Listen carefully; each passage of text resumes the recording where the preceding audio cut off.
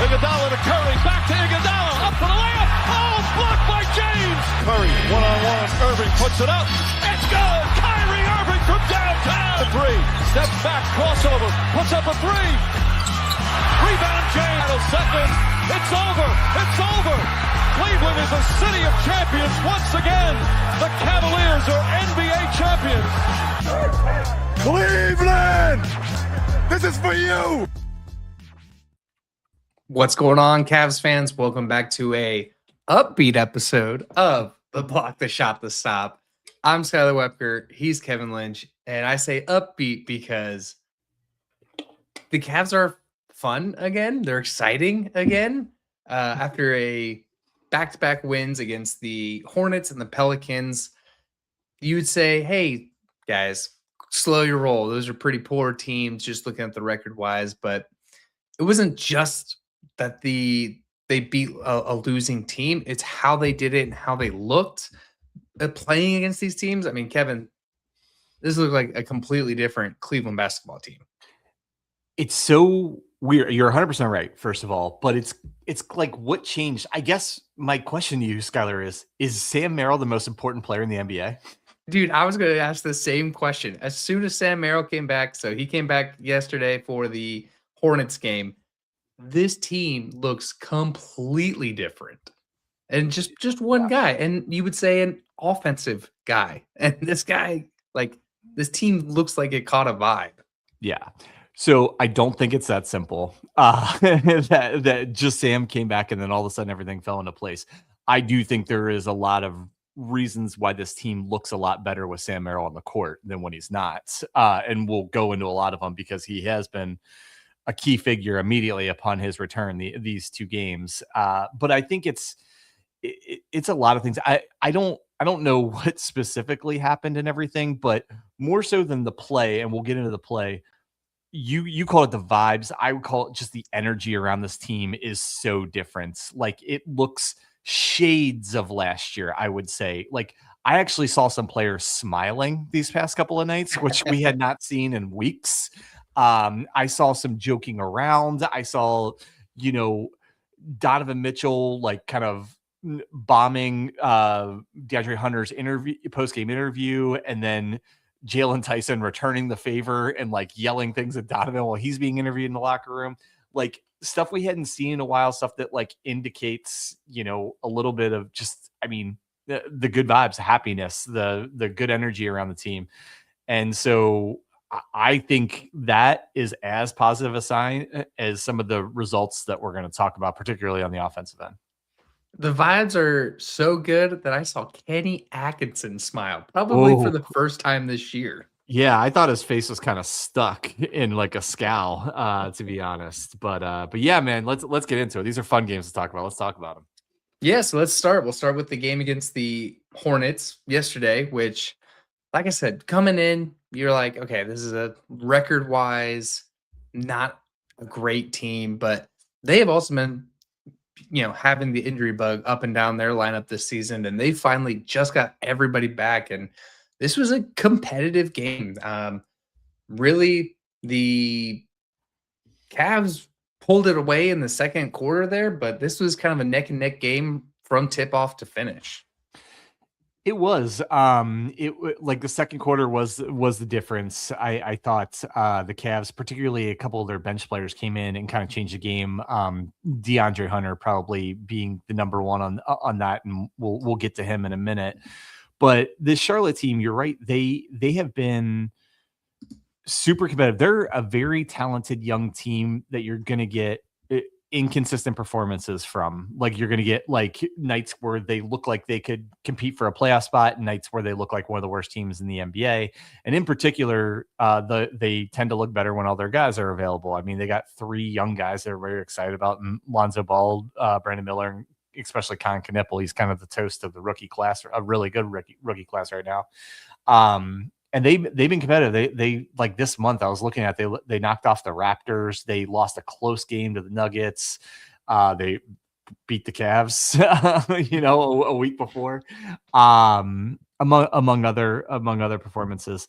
And so, yeah, I mean, frankly, the fact that they seem like a talented young team slowly rising, and with the Cavs struggles lately, I went into this game thinking it was a coin flip, and the Cavs, as you said, looked much better, particularly offensively. I thought they still struggled a lot defensively in this game, but the offense was good enough to overcome it.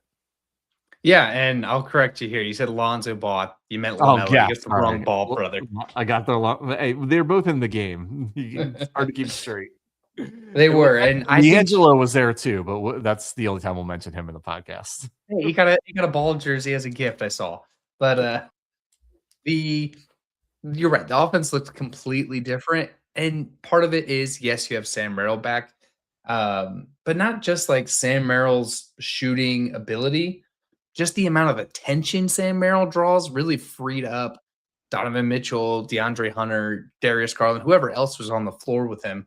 And I think you're seeing not I want to call it the intangibles, but like the stuff that a box score isn't going to show you. Like they're not going to show you that Donovan Mitchell or whoever got open shots because they were double teaming Sam Merrill. Yeah. Sam, I've been trying to think how to say this, but in the NBA, you talk about a lot of guys where the ball sticks. Like you pass it to them and they like to hold it. So they like to dribble a lot. They, do all that. Sam is the opposite of that. Sam hardly ever has the ball in his hand for more than a second at a time. Like he's catching the ball and he's firing or he's swinging the ball. The other thing I really liked from Sam in this game is you could tell Sam is an incredibly intelligent basketball player, and you can tell he was paying attention all these weeks that he was out and saw the deficiency in playmaking. It was the most playmaking on the ball playmaking I've seen Sam Merrill ever do. He's like, this is where this team really needs some help, and I'm going to try and do it. Actually initiating some pick and roll. You saw it both in the Charlotte game and the game tonight, like setting up Jared Allen for dunks and easy shots and getting the ball swinging. And I thought all those things were incredibly valuable that Sam provided. I also think just getting a guy back that, there's a chance that they want to play him 25, 30 minutes, like it can be motivating for some guys that know that might come at the expense of their minutes, and not even in a bad way or negative connotation or anything. It's just like, you do compete with your teammates for time on the court. Right. And so, I think it can be motivated to a few guys who were prime candidates to get their minutes cut by Sam coming back. And overall, I don't even want to, with only a couple exceptions, I thought the whole team played well. And I thought Sam was like a big part of it. And you heard everybody from Kenny Atkinson to Darius Garland to Donovan Mitchell talk about how important Sam is for a lot of the reasons that we mentioned. Absolutely. And I like the call out on his seeing the playmaking, because he did shoot 2 for 7 on the floor. So he knew that his shot wasn't quite there yet, first game back, but able to see that he's getting this attention and dish it out to whoever is open for the double team. So smart on Sam Merrill, and just the assist numbers as a whole for this team during this game. I mean, Darius Garland with 10 assists, Lonzo with 7, Sam with 5, Donovan with 5, Dean Wade with 2.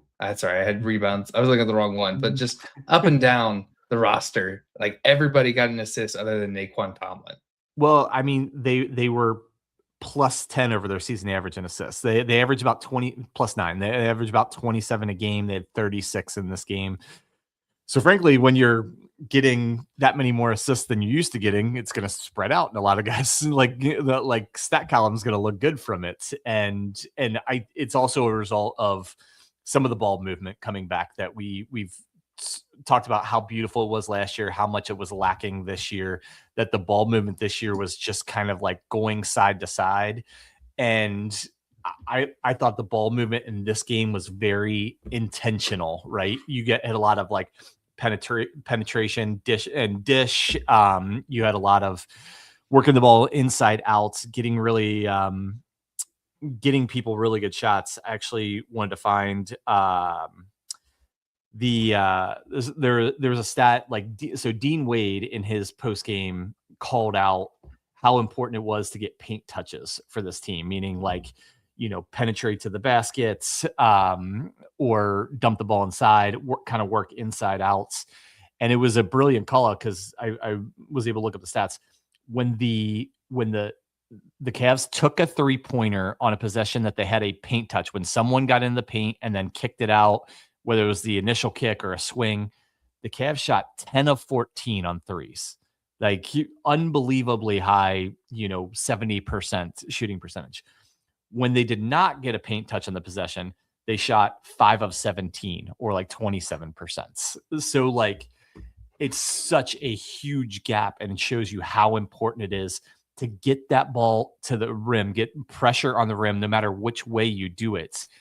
That will create such better 3-point opportunities and lead to such better efficiency. And this is their most efficient 3-point shooting game of the year, and almost at a franchise record for threes, as bad as they've been shooting this year. I mean, that was one thing that stood out, is the 3-point shooting finally came around. I mean, they, like you said, they were one off from a franchise record, or tying the franchise record, I should say. But I would go a step further, and it wasn't even the 3-point shooting. It was kind of just, like you said, applying pressure to the basket. A prime candidate is Darius Garland, who only took 6 threes, made 5 of them. Woo! But 15 shots. So he was driving and getting into the paint. We were seeing a lot more floaters, mid-range games, just cutting to the rim. We saw a lot more of that from Garland. We saw one of those from Lonzo as well. But just a lot of guys getting into the paint and putting pressure on the interior defense. Yeah, 100%. And they had been trending they've been trending the wrong way on threes all over the place. They'd actually been attempting more and more during this slide that they had. They've been 3-8 in their last 11 games coming into the Charlotte game. And their attempts had actually been going up to where they're leading the NBA by fairly comfortable margin. And while they're also shooting worse, now they kind of stabilize these last couple games, shooting in the kind of the low 40s amount of threes and hitting a much, much higher percentage. And that's the key, right? Is finding a balance in the offense. There were so many games they're shooting well over 50% of their shots from three. It shouldn't be that. The three should be a result of efficiently run offense where you put pressure on the rim, swing the ball, get out in transition, and end up with a wide open look. It shouldn't be the primary and kind of sole purpose of your offense. I think another person you can look at for that was DeAndre Hunter, who had his best game of the season. For sure. Only took 5 threes, 13 shots as a whole. A lot of getting into the paint, a lot of getting into the rim. And just something that I love in this game. I know it's not going to happen every time, but 19 for 19 on free throws. I know. I from this line. I had that highlighted, but I was like, I will let him bring it up because he's been the one to rant about the bad free throw shooting. I'll let him call it out for being good. And I know we're kind of wrapping up the Sheriff's game, but I did want to mention, as we transition, and tonight's gonna be the same thing. Dean Wade has been playing fantastic lately, and he was fantastic in the Charlotte game. 14 points, 7 rebounds, 2 assists, highly efficient shooting, 4 of 7 from 3. Just thought he was great. Thought he was all over the place, and they're asking him to play up, play bigger. Like he's starting at the 4 right now and playing a lot of backup 5, playing backup 5 at times. And he is absolutely answering the call. I thought he was great. He's been great offensively a lot lately, and he's been even better than he's normally a very good defender. I think he's upped his defensive game, particularly while Evan Mobley's been out. Yeah, he seems like he's really settled in finally. I mean, he's always kind of been in and out of this lineup and takes a little bit to get back in. He seems like he's really settled in. Particularly this 2-game stretch. I know it's a small sample size, but very, very, very happy with what we've seen. He was really good in the previous Charlotte game, like a week ago too. I think he had another 14 points. He's been rebounding the ball well. So Dean has been super, super valuable. And frankly, needed right now. They don't have a ton of size outside of Allen and Mobley to begin with. Larry Nance has been out. Thomas Bryant's been playing well, but they don't love to play him a ton. And he is a character. I could go on about Thomas Bryant for a while, but a key to surviving this period of time where Evan's going to be out is going to be Dean's ability to play big, to play big defensively, to play big on the boards. And I think he is really answered the bell lately. Yeah, I think so too. And then we can transition here to tonight's game against the Pelicans, which this was so fun to watch. This was the Cavs team that just felt like they were in the driver's seat the whole time. They made in-game decisions to pivot around what New Orleans was throwing at them. I mean, the one thing that stands out to me as far as the biggest pivot, which really led to a lot of success, especially late in the game, was New Orleans wanted to pick up full court defense, and the Cavs were able to just rip a ball down like 3/4 of the court, hit an open shot, and just that quick offense and capitalizing on, if you guys want to pick up full court defense, the court isn't just on this side of half court, so he's just firing it down there, and so many just like wide open points off of just tearing that apart and just being in rhythm and motion. Absolutely. I think the Pelicans surprised them right when they went to the half court trap. They actually got a turnover and a 3, and then on the first time they did it, and then the Cavs kind of exposed them after that. And they were being very creative and trap. Full court trapping is not something you see very often in the NBA. So it said something that they were prepared for it after that first possession. Where they were actually inbounding it to one of their bigs a lot of times. It was Dean Wade and stuff. And then they had either Garland or Mitchell sprinting up the middle of the court as the outlet when they would try and double the big. And it led to a lot of not necessarily transition, but like mismatch lineups where they were like 4-on-3, things like that in the front court. And were able to get a lot of offense off of that. I thought tonight was their best game in a while, if not the season. The Pelicans, while they don't have a good record, they came into it winning 5 in a row. They're for the most part healthy on their team. The Cavs dismantled them with dismantled their defense to the tune of like 10 guys. 10 guys were in double figures. 9 guys were in double figures. And very good 3-point shooting. Again, 41% from 3, and absolute elite ball movements. Ended up with 40 assists tonight, where they averaged 27 on the year. I think the leader in the NBA is the Hawks at like 31 a game. So to give you a reference, the highest average in the NBA is 31 assists per game. Cavs had 40 tonight. That tells you how incredible the ball movement was, and they were getting high quality of shots. Like they might have had their most dunks of the year tonight, and they also might have had their most wide open threes. And the NBA, I think, defines wide open by like there's not another player within 5 feet of you or something. So it was incredible. So wide open that Jared Allen hit a 3-point shot tonight. Wasn't that awesome? And that was incredible. And it was perfect. Not only Jared Allen hitting a 3, but he hits a 3 to put him up like 21, I think, with 3.5 minutes to go. Kenny calls a timeout and pulls all the starters, and it's like the mic drop moments to where they all get to go off the court to that happening. Incredible. And like I think as much as he's this kind of soft-spoken, sometimes taken for granted guy on the team, I think Jared Allen is a good measure of the pulse of the team. Just like his energy, his effectiveness, and honestly, his vibes. Like he is a great human being who is typically just a happy to be alive kind of guy. And I hadn't seen him smile in weeks. And then these past couple of games, you kind of saw him joking around, and not even smiling. He like wasn't talking or anything like that. So it was really good to see him not only being productive, but kind of bringing back that, that energy and that joy to the Cavs that he's kind of known for.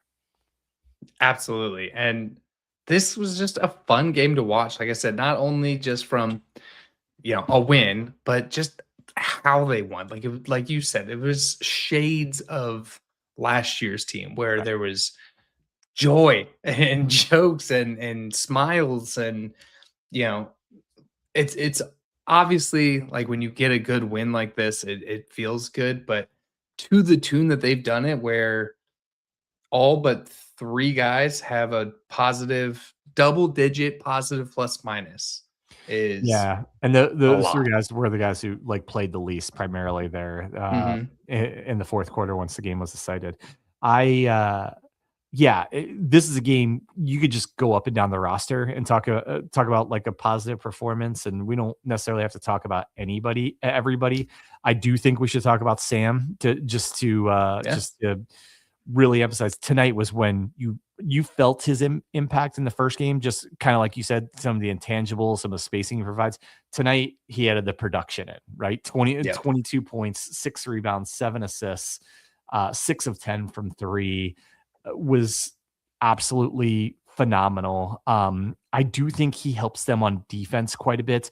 I think Sam is a very solid defender, in no way elite defender, but he doesn't make as many like mistakes defensively. He doesn't make like rotation mistakes. I think he talks on the defensive end more than a lot of other guys do.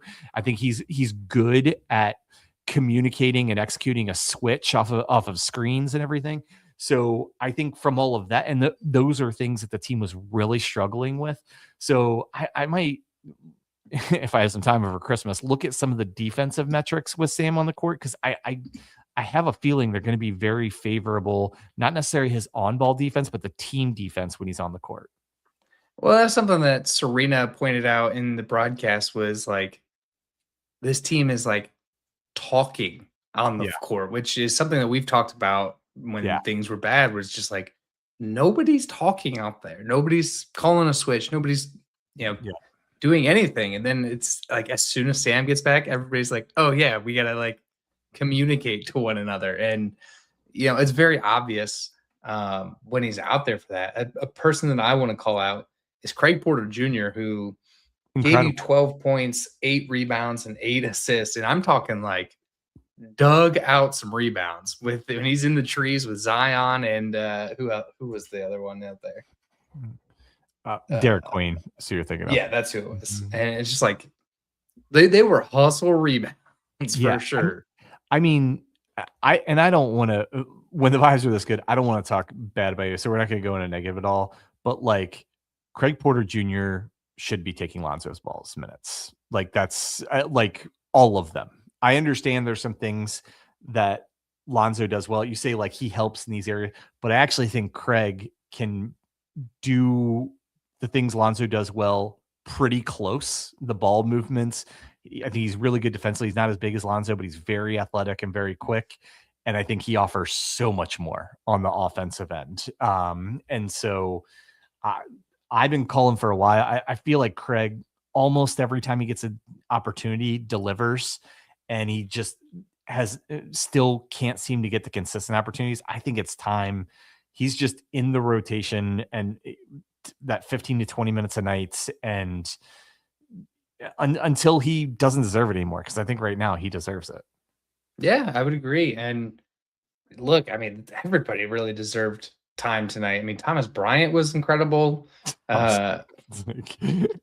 Dude, he was effort. Great effort. He does. So I didn't say, I don't think I said this after we went to the Bulls game here in Chicago last week, but I pointed out Thomas Bryant to my wife and said, like, this guy, he's kind of a goofy personality. And I kind of explained, he's kind of he thinks the only thing holding him back are coaches that don't give him enough playing time. Like if only some coaches had more faith in him, he'd be an all-star kind of player. That's what I believe. And I told my wife this, and she's like, I can't stop watching him. I'm like watching it. Like he is talking the entire time, never to his teammates, but it's always to the refs, the fans, the other team's bench. And he like, there's not a shot he misses. Every shot he misses, it's either fouled or he immediately starts talking to himself. And he's a character to watch. But to your credit, I don't think Thomas Bryant is an answer on this Cavs team, but I think he's a Band-Aid right now. And I do think he is contributing and playing a really key role when they're, really short on size with both Mobley and Nance out. He's a little bit of a lunatic, and Yeah. sometimes you need that. I mean, we looked at Indiana last year, which he was one of those lunatics on Indiana that like upset us because they're like, you shouldn't be this good. And and it's good to have some of those crazy people on our team, especially Jalen Tyson, who also was just an absolute lunatic out there with how much hustle he put into rebounds and forced turnovers and everything. Yeah, I thought this was so Jalen very quickly set a high bar for himself. Like he had very low expectations coming into the season and has played so well that the expectations got raised really quickly. And I think he's kind of been disappointing the last 3 games. Even the first game against Chicago, he had like 20 points, but he just didn't contribute in all the ways that Jalen Tyson usually contributes. I thought he was poor defensively. He wasn't making hustle plays, wasn't rebounding. So I was really wanting to see a better game from Jalen, especially because, with Hunter having his big game last night, with Merrill coming back, I'm like, I don't want him to give Kenny any reason to start squeezing him out of the rotation, because you saw a couple of games where he didn't close with Jalen because he wasn't playing as well. And so I thought this was a huge bounce back game for him. I thought you're right. Most importantly, the hustle plays, the tip outs. There was one offensive possession where he tipped the ball. He made 2 great tip outs to give other teammates long rebounds, and then he ended up hitting the 3 to finish off the possession.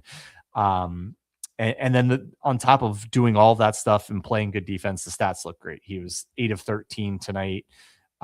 Hit a couple of threes, 18 points, 6 rebounds. Really, really good to see a little bit of a bounce back from Jalen after a couple rough games. No doubt. And man, I don't even really know where to go next. I mean, it's really just everybody. Everybody contributed in some way or fashion. And it's not just like we went 2 games now or reviewed 2 games now without saying Donovan Mitchell. That's how good this Cavs team has been in these past couple of games. Well, in fairness, he only had 57 points combined the last 2 games. So it's actually below his average. He's averaging almost 31 coming into the night. So, I mean, you got a lot of guys not only contributing, but contributing in multiple facets of the game right now.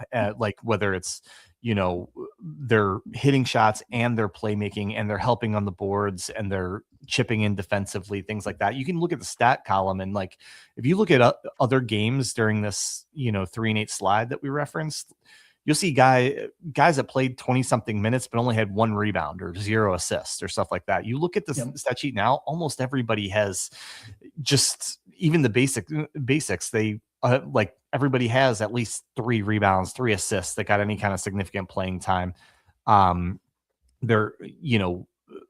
It's just a lot more balance on the team right now. And if nothing else this season, so these 2 games and the season to this date confirms Donovan Mitchell is amazing, one of the best players in the world, but the team is not nearly as good when he's asked to do everything.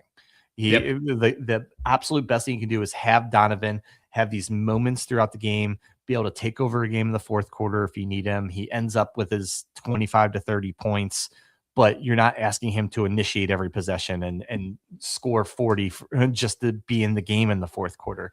It's just not a winning formula, even though Mitchell's an ultimate winner and can do that. It's not a winning formula for the Cavs. Agreed. And something I think I pointed out when they lost the Wizards was this game probably would have been a win if you had Donovan Mitchell just in the fourth quarter heroics that he is. But I agree with you that this team and he are better when he's not initiating every little bit of this team, whether it's offensively, defensively, fourth quarter heroics, whatever it is. And just the up and down of this team that you hope that this is kind of the upswing and they got 2 games in a row under their belt and they can take this as momentum as they lead into 2 pretty big games. One Christmas Day against the Knicks, which I'm so excited to watch. I love NBA Christmas Day. I know the NFL is trying to steal that, but the Bengals aren't there yet, so I don't care. No, they well, they are trying to steal it. I mean, in fairness, the NFL's trying to steal everything. But I will tell you, you look at the slate of games, it's a lot of the NBA teams, a lot of the best teams in the league. They're all going to be competing for to make playoff runs, competing for a championship. You look at the NFL game, there's 3 NFL games, 4 of the 6 teams already eliminated from the playoffs.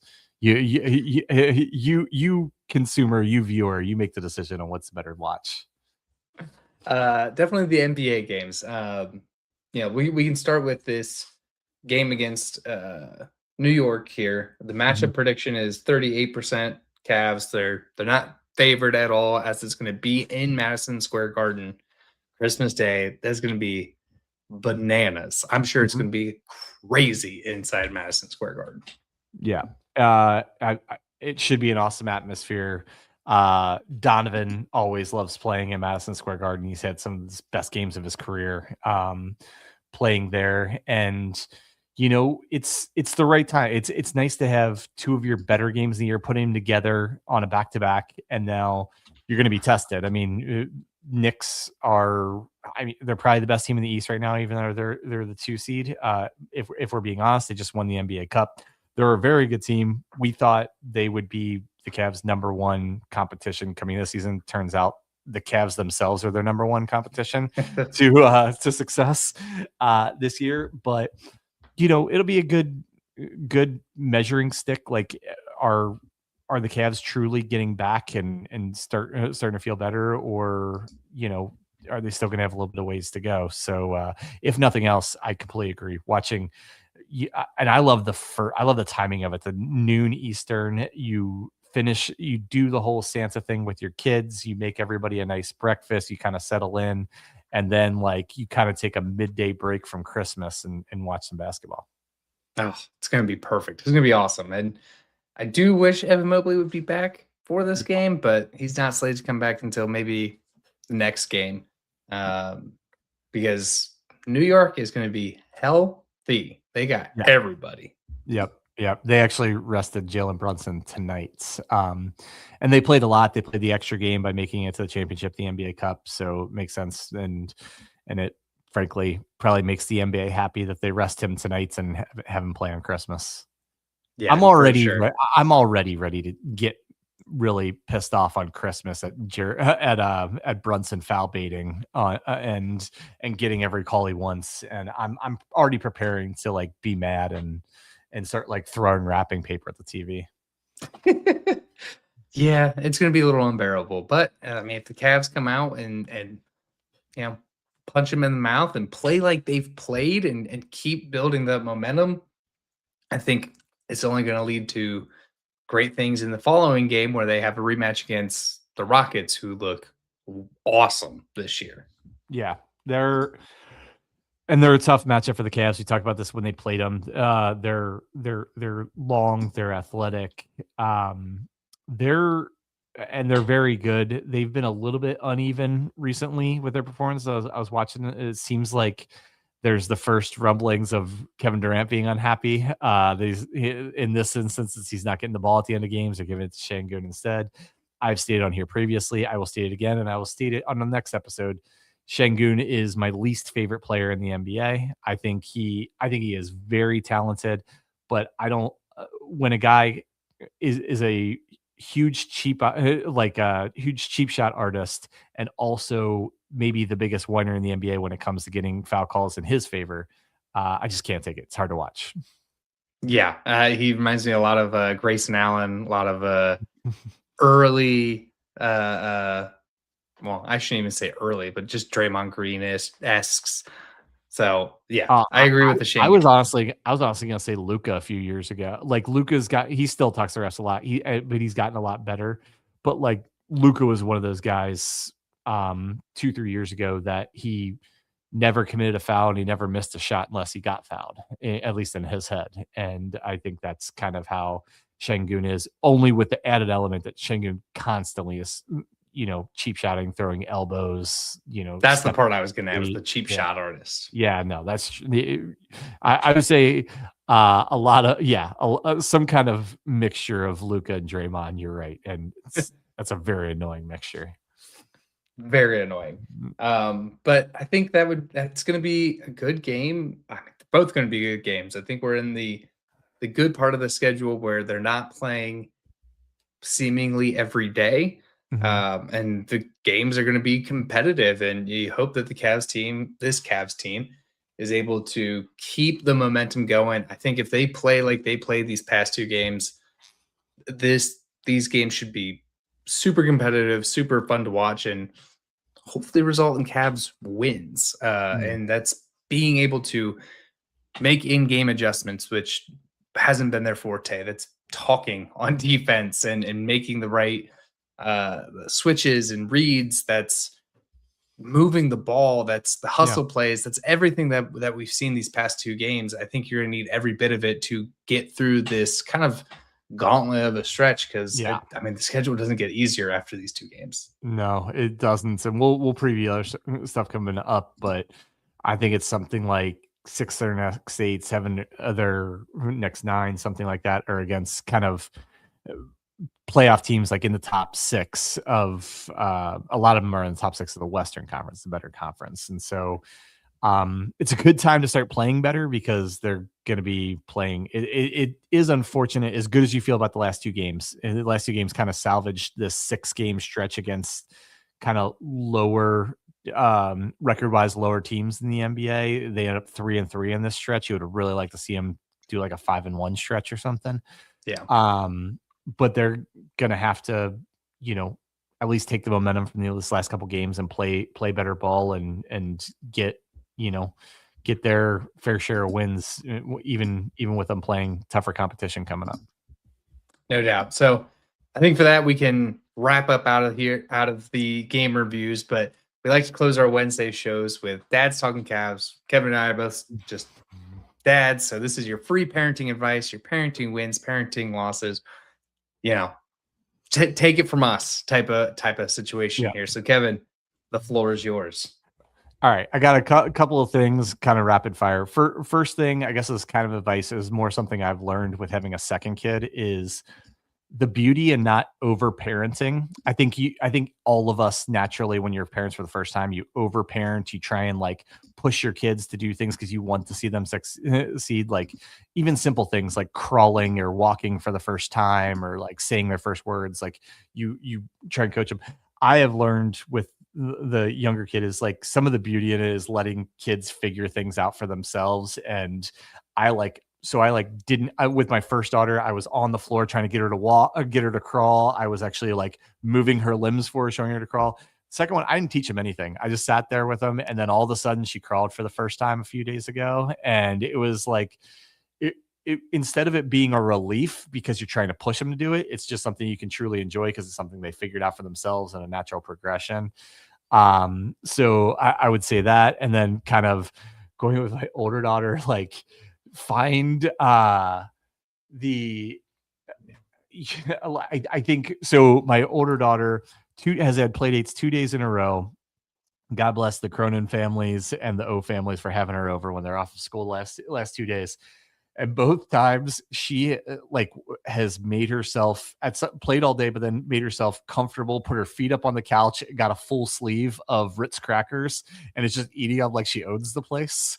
And it's like the natural is to like correct the behavior and apologize to the parents, everything. But it's just funny. Let kids be kids and be funny and everything. So, and last thing, most importantly, if anybody doesn't know, the Cavs Knicks game is the Disney Plus game. So they're going to be playing the game on Disney Plus, where they will be like Mickey Mouse characters and everything. So if you have young kids that won't watch basketball with you, try that out. I actually got my daughter to sit down and watch the game last year, and it was the Spurs and Knicks. And so she's actually excited to watch it being the Cavs this year. Oh, that's awesome. Yeah, I forgot about that. The Disney vision that they're going to do. That's going to be so fun. I'm going to try and get my son to watch it as well. Yeah. My parenting advice is don't buy your kids any toys.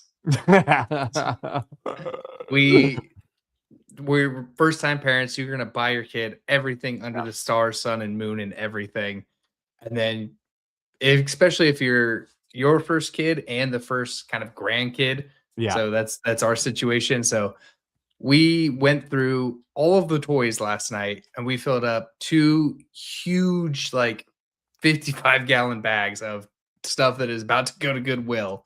And you're just going through it all and you're like, why do we have all of this? Where did all of this come from? And we moved with all of this crap. Yeah. So just don't buy them anything.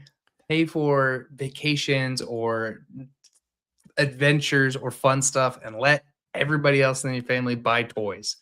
Don't buy any toys for your kids. Honestly, the toy that my daughter has consistently played with the most in her life, and she's now 5 years old, is sticks. She likes going outside and find sticks. So throw your kid in the backyard, maybe give them a ball if you want, or just tell them to go find sticks and leaves and they'll find something to do with it.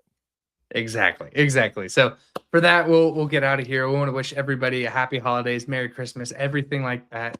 Please follow us on all of our social media. We post frequently. We love interacting with fans. Please subscribe to the audio version of this podcast. It's absolutely free and helps us out a lot. Subscribe to our YouTube channel as we keep trying to grow that over there. And you guys have a direct impact on the show. So tell us what you like. Tell us what you don't. We're just Cavs fans trying to make good content for other Cavs fans. So for that, I'm Skylar Webker. He's Kevin Lynch. And as always, go Cavs. RIP playback.